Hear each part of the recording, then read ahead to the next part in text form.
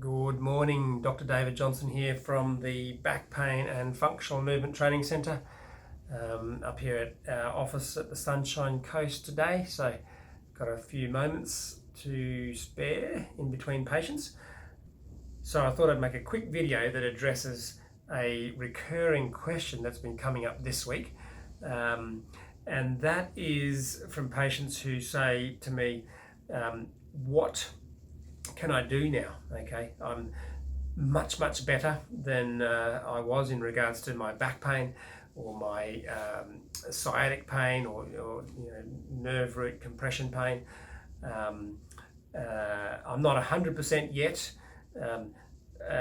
but I'd like some guidance as to when I can go back to golf, or when I can go back to running or swimming or tennis, or when I can go back to work even. And it's impossible for me as a clinician to be able to predict all of the things that are going to turn up in your life, because I don't know what work requirements everyone has and what type of demands are associated with the infinite number of tasks that may pop up in your daily activities. You know, your next door neighbour might ring you up and say, come and help me move the fridge, or the kids may say, come on Dad, let's go and play footy. You know, it's infinite. So for me to be able to give guidelines about what you can and can't do, I can't really give specifics, but my message to those patients really is based around fundamental principles that are associated with maintaining a healthy, robust spine. And those principles are really twofold. Do I have the functional capacity for the task? And the second point is, can I perform that task biomechanically proficiently? And that principle applies not only to patients recovering from, say, spine surgery or recovering from spine trauma, who have pain and some disability, but it applies to an elite level athlete. It applies to an Olympian. For example, if an Olympian who is a sprinter, for example, was asked to run a 5K at that same speed that he performs a 100-meter sprint in, he would not be able to perform it, and if he tried to do it, he would probably risk developing some sort of injury, traumatic injury or a strain injury, because he doesn't have the capacity to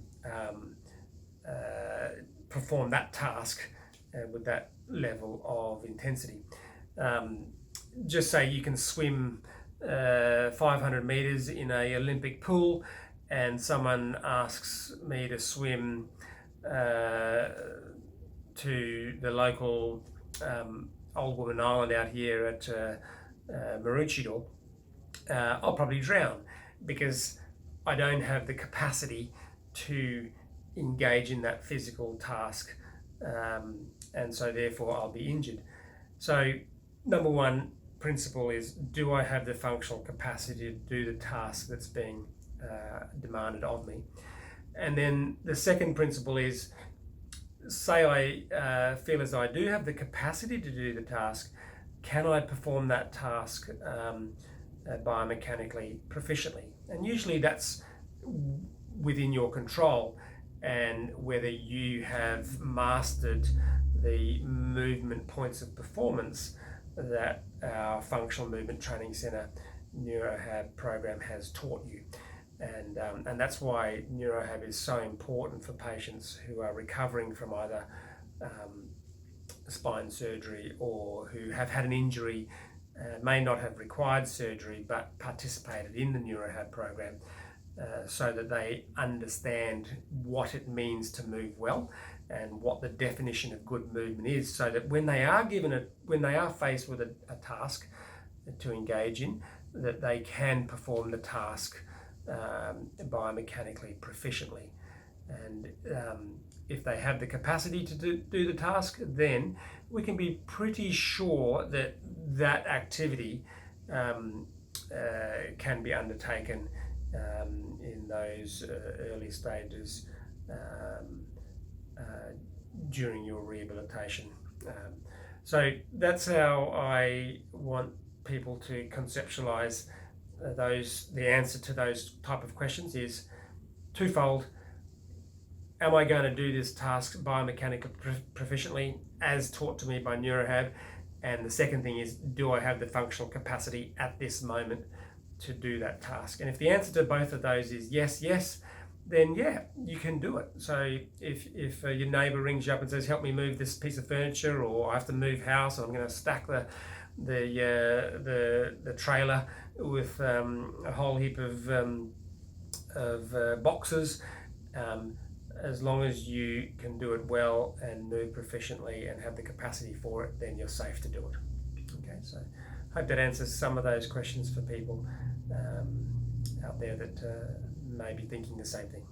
All right, talk to you next time.